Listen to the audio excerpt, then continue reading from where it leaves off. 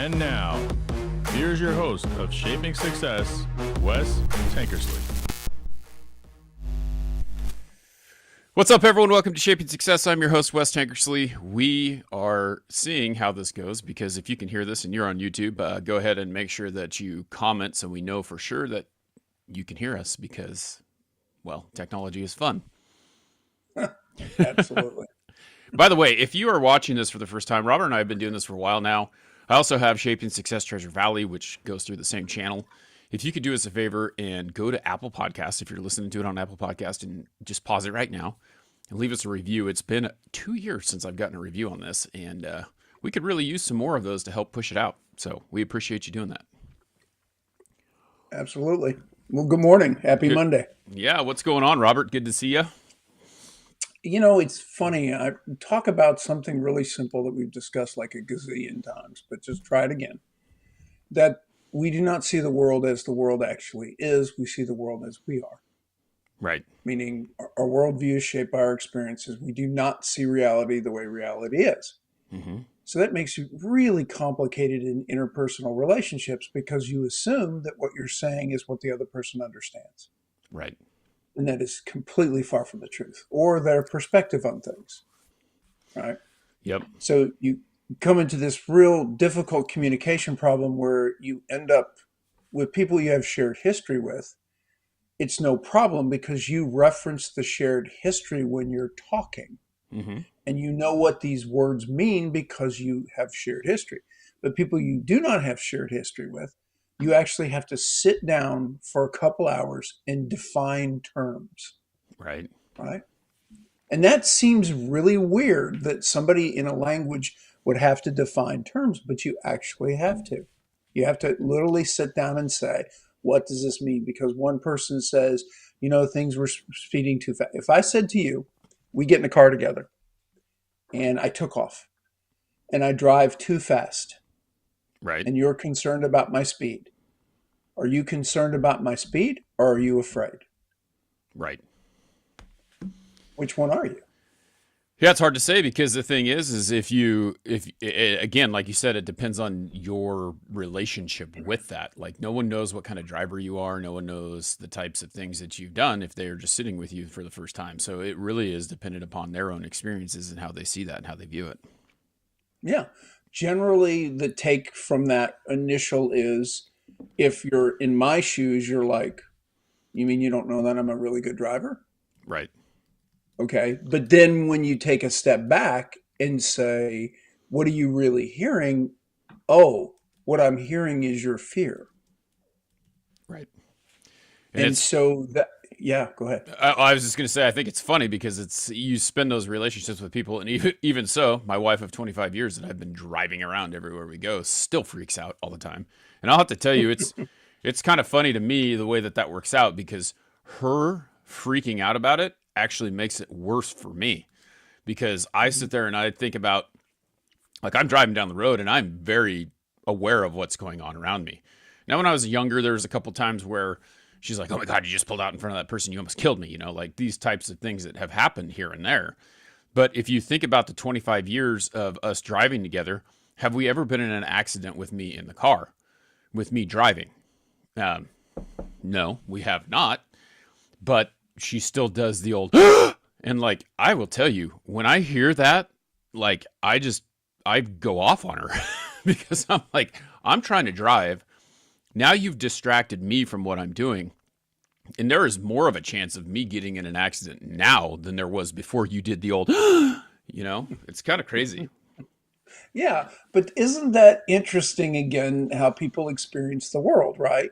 Yeah. She experiences the world the way she does. You experience it, and you're asking, we have all this shared experience, and yet we're still experiencing the world the way we did 25 years ago. Right. And there's just this strangeness that I realized as I was talking to a friend who basically said, you know, things are going too fast. And I think this is where things are coming from and blah, blah, blah, blah. They're giving me their origin story of what's going on. Mm-hmm. And I'm listening and I kind of initially took offense. And then I took a step back because I said, well, hold on a second. That's not how this person's wired. They're not wired to offend. They're wired to be direct. Mhm. Okay, this is their version of blunt. And then I went, they're afraid. I went, okay, just step back. And the oddity is that you find yourself having to do what's called perspective taking. You have Mhm. to literally put yourself in their shoes and go, okay, I see why they're seeing the world this way for this moment. Okay, I just need to take a step back and let them catch up. Okay, that makes sense. But do you see how much work that was in a simple conversation? Well, I think that it's kind of funny too, because if you really think about that scenario, you already said it once, but we'll say it again. It's like you do not know the experiences that they have had. So, like, say we're talking about dating here, right? Like, you don't know all the things that they have been through in the dating scenarios. So, they could have been with someone who, did something that they shouldn't have done, or, they got a reaction that they weren't expecting because they hadn't been, when someone tells you I love you for the first time, you're like, oh my gosh, this person just said I love you. And I don't know if I feel that way because I don't know what love, like, you don't know where they're at in their life with those types of scenarios. The experiences that they had, could be like a first kiss. Well, this is the first kiss that I've ever had. I've never done this before. I don't know what to expect. And then you go in and you do that and you're like, oh, well, that's not what I wanted. And I didn't want that on the first date. Or I usually wait. Like, they all have these different scenarios of the way that people look at the world. And so to me, it's kind of like it's an experience where you have to learn to sit back and try and figure those things out and have that conversation, right? Even though it may be annoying to you, that's what they expect. So it's all about those expectations, and everyone's expectations are different. That was what we talked about last time, right? In the story that we have in our head, the Hmm. idea was if our story in our head is correct or aligned, like, yes, Tom Brady is a very, very mediocre quarterback who will never start in the NFL, probably a third stringer. We Right. draft him 199. And the story in our head is dead ass wrong. Yeah. This we're completely misaligning things, and we begin to see these massive misalignments, and you begin to go, okay, now why do they see it this way? And they see it this way because that's all they have. They have metrics. They have this. They have that. Right. So, in one breath, the friend was saying to me, "Your experience matters." Now, watch what else she said, which was really interesting. I'm a different person than I was 5 years ago. Hmm. So then the question is when I'm getting her history or experience, does that actually help me if she says she's changed who she is? Then the experience doesn't match. You get what I'm saying? Yeah. It's very odd because it puts you in the position of realizing that you're kind of like you put a blindfold on in interpersonal relationships and you just kind of stick your hands out and go, okay, where, oh, there you are. Okay, let me figure that. And you do. And you feel like, in some respects, you're not walking on eggshells, but you are kind of feel like you're doing this by braille. Hmm. That is not simple when you say, if you say no, no doesn't mean, my ex wife was really bad about this. Do you like this dress? No. Well, what do you really mean? No. There isn't any other no for me. I don't have degrees of no's. I don't Right. have, I have no. Do you like this dress? Yes. Do you really like it? Trick question? Yeah. It's a What, what?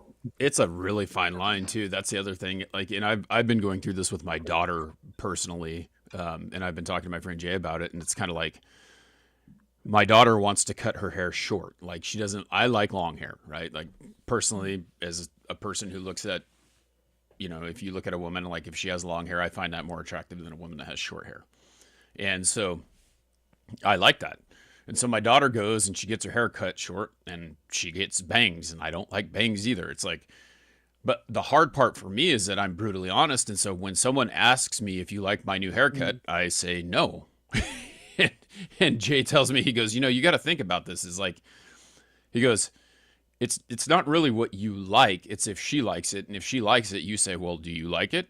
then I like it. Like it's not like that's the hard part is like at some point you have to kind of just it's not that it's a bad haircut. It's not that it's it looks terrible. It's just that it's not what I like. And so I think that's the hardest part for me is being able to separate the honesty from the actual like, do you like it type thing. It's like if you ask me my honest opinion, I have a hard time not doing that. And so then people don't like that. They're like, well, I'm expecting you to like everything there is to like about me. And well, I've gotten to the point where it's like with people, it's fine.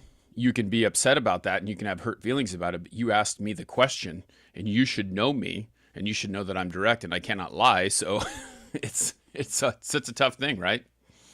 Yeah. And it's funny because back to that, I have a good friend and she was dating a guy and she kept trying to break up with him and he wouldn't break up with her. He kept talking her out of it. And the way I am with my friends, all my friends, is whatever you decide to do, I support you. Okay? If you want to ask what my opinion is, you should have broke up with him.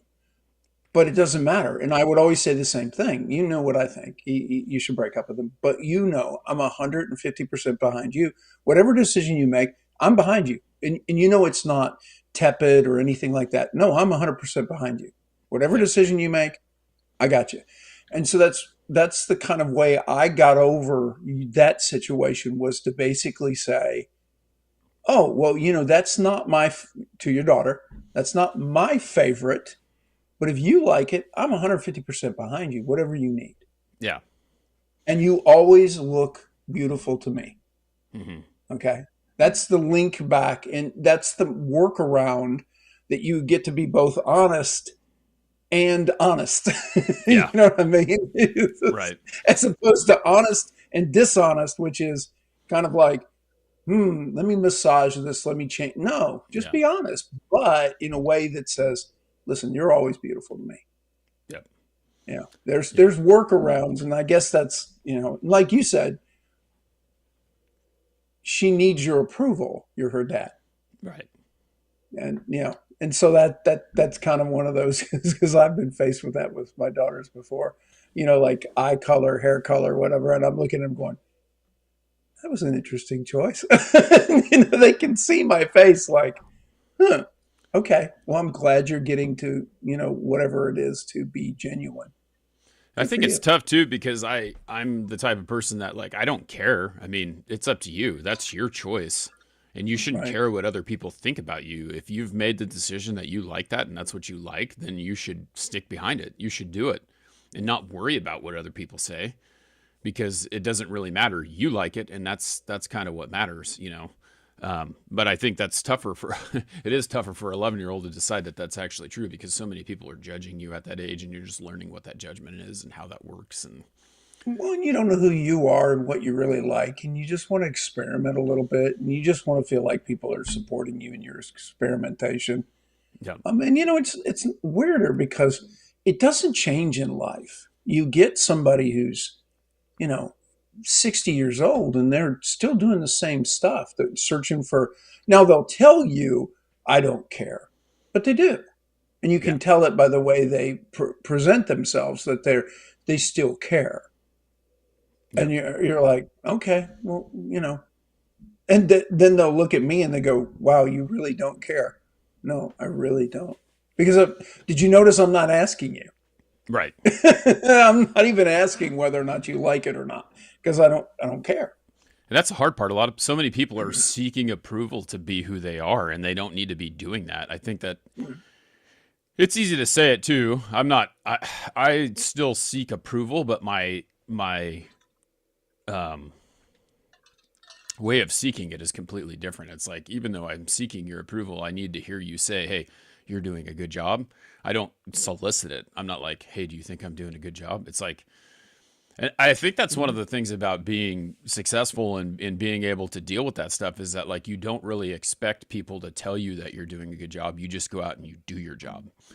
I remember my dad telling me lots of times when I was playing football when I was a kid, it was like, don't talk about how good you are, show people how good you are. And that's what it was. It was like, it was amazing to me to just sit there and think about it that way. And then yesterday I got this post online from one of my football coaches that has been on the show before, talking about an offensive lineman. And I almost think that's the offensive lineman mentality, because you go out there and you don't get any praise for what you do. You may be seen as some big part of a play once or twice a game, or maybe every other game or something like that, when you pull or something and you make this really good block for the running back or quarterback to run behind or whatever. Yeah. But it's kind of one of those unsung heroes that is there every single day anchoring the whole team, but doesn't really get people, that praise you on a daily basis. I remember when I saw, every time you see a picture of yourself in the paper, which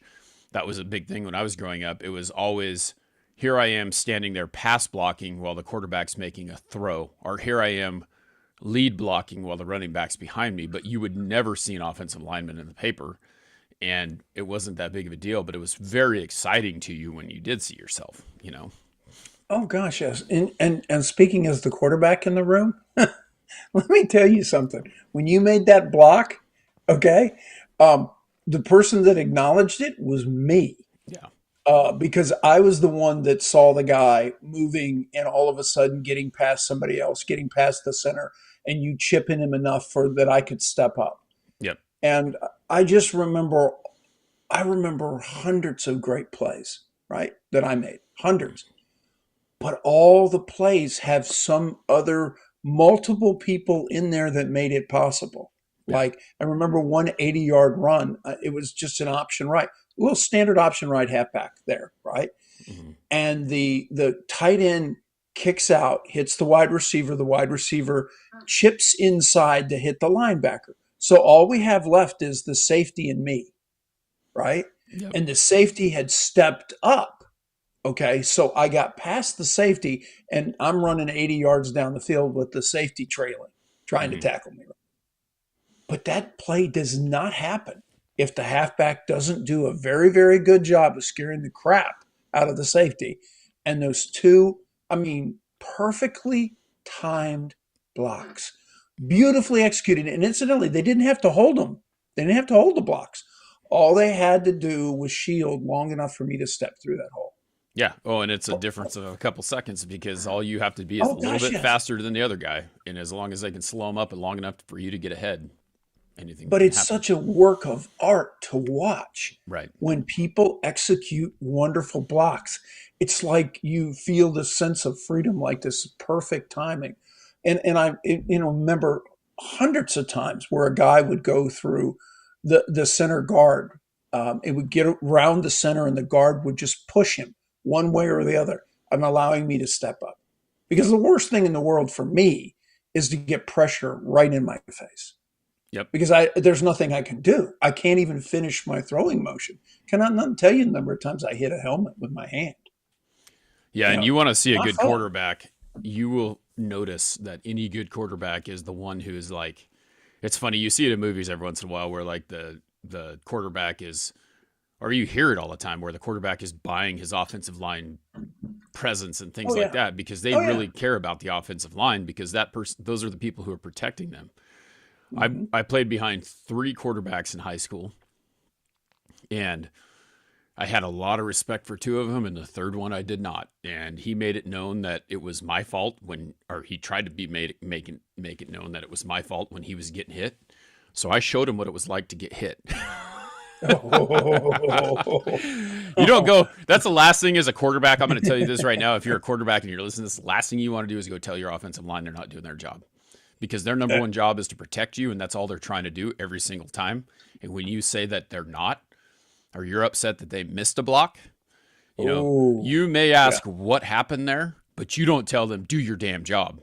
Because if you tell them that, you're going to get what I call a lookout block.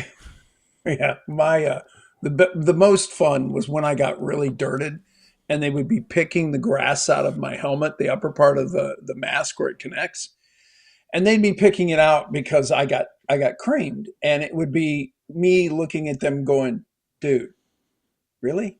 They'd be picking the grass out and be like, because there was one game I threw 18 times, I got basically grounded 13 of those.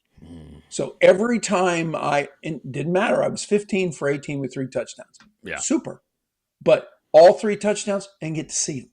Yeah. I got planted. And, after a while, I mean, I would lay down and I knew what happened because of the crowd. Yeah. But I was like, really? Once again, and right up under the ribs too. Right up under the ribs. You got to think about that too, because like I'm sure that hurt, but the outcome, like you have to. I doubt you thought about it. Maybe you did, but like as a young kid, I wouldn't be thinking about, oh man, that guy got him. He got roughed up, but we scored. So like they gave you enough time to get the playoff. You just would rather not be on the ground. Right. What you see is for me a lot of times is I'll see the flash, which is the flash of my receiver being where he's supposed to be when I release. Yep. And so I release, and I know I've thrown the ball in a place where a defender can't get to it. So all it is just my receiver now. And then it's the crowd tells me whether or not I was successful. But when you release and you're coming over top and all of a sudden you get that hit up underneath the ribs, picked up and drove into the ground is the one that really hurts. And it really is kind of like a car crash because you catch the reflex in the neck, the whole 9 yards. But like you said, you don't give a shit if you're on the ground and the crowd's screaming. Yeah. Because you know that you made, and all I just remember that game when I went to the sideline and I just went, I wish I could have seen, but all I saw was the flash, was where my receiver was. I'm like, hey, that's all I'm going to get. Yeah, you just got to remember, hey, I'll get to see it on Monday in the film. But I did love the picking the grass, and they were the offensive linemen were the ones that picked the grass out of my helmet. Yeah, and that's how So you I really did give feel them bad credit. that it happened. Yeah, it's like this, picking it out, and I'm like, okay. Yeah. Yeah, those expectations, and like you said, it's all dependent upon who the person is and what they think. But it's to me one of those things. Like I go back to that all the time. It's like, well, I don't need to hear that, and I think that again, it's that mentality. It's like you're never a hero, really. As an offensive lineman, you are a hero because you make sure that everything, that you're doing what you're supposed to be doing, but you never get that recognition like the guy who scores the touchdown. No. And the joke, of course, is the quarterback gets way too much praise and way too much criticism for any of his play.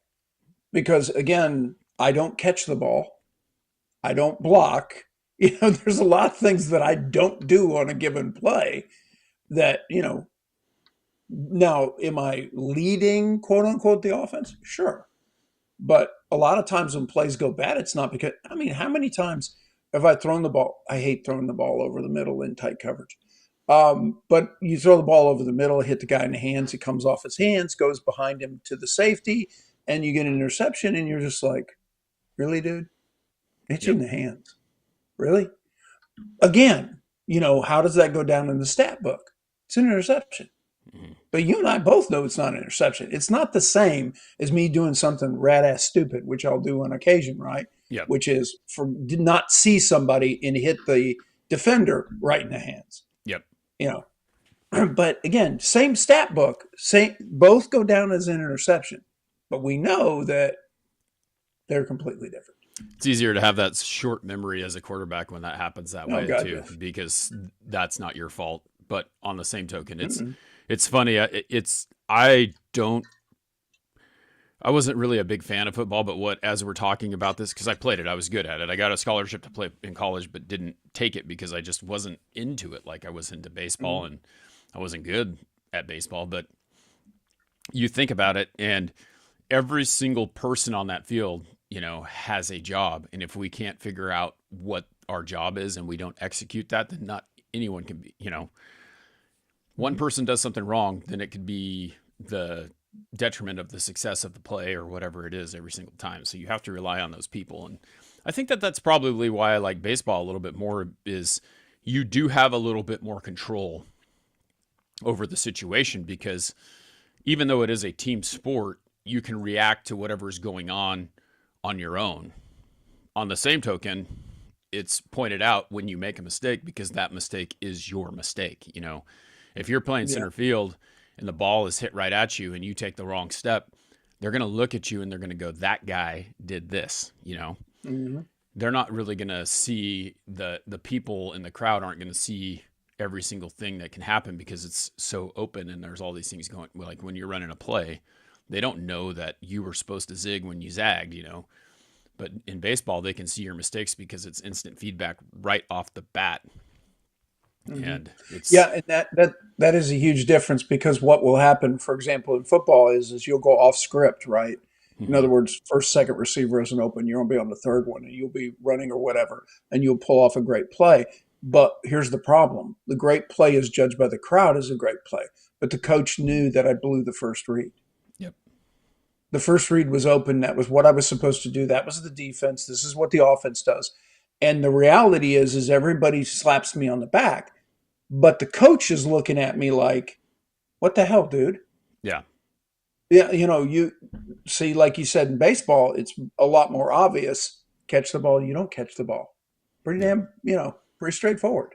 You want to understand this scenario, go watch any football movie because I remember every single football movie that I've ever watched. You start to think about it like Varsity Blues. I watched some of the Brendan Fraser the other day. It's like when the coach puts in a play and they tell you what the play is and the quarterback decides that he's going to change the play. It's always like this big thing. Oh, he changed it. But then someone scores and they're successful or whatever. The coach is like, what the hell? And then shaking his head that you didn't do what I asked, but like can't be pissed because there was success, but then you still get yelled at the end of the game for not doing what the coach says. Oh, yeah. Not only you yelled at, and it's the same thing, surprisingly enough, in basketball. Basketball is a little bit more like football in the team aspect than baseball, even though you're the person taking the shot. Because, for example, you'll run down the offense, and the offense is designed to get the guy who gets the third pass to take the shot because he's going to be the guy that's more open. Right. Instead, at the second pass, you take the shot, and you hear the coach yelling, your last name, and he's not being nice about it. And on a basketball court, not like a football field, you can really hear him. Yeah. Oh, and yeah. you'll hear him. Go watch Hoosiers and you'll find out what happens real quick. You get yanked right out of the game for not passing the 4 times. Absolutely what happens. Or you'll just get yelled at and you can hear it, and you'll hear I love the transition. My basketball coach was great about yelling my name in frustration and then saying good shot. Yeah. Right. And I was like, okay, as long as he can says good shot, I'm okay. When the good shot's gone, you're in trouble. All right. Well, thanks for the awesome conversation, Robert. As usual, we will be back next Monday with another episode with Robert and myself.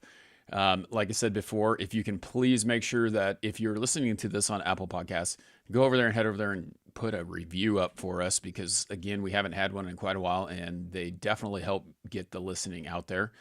We hit 5,500 views on YouTube, which is awesome. A view doesn't mean a whole lot to me because it really means that someone watched it for like 3 or 4 seconds.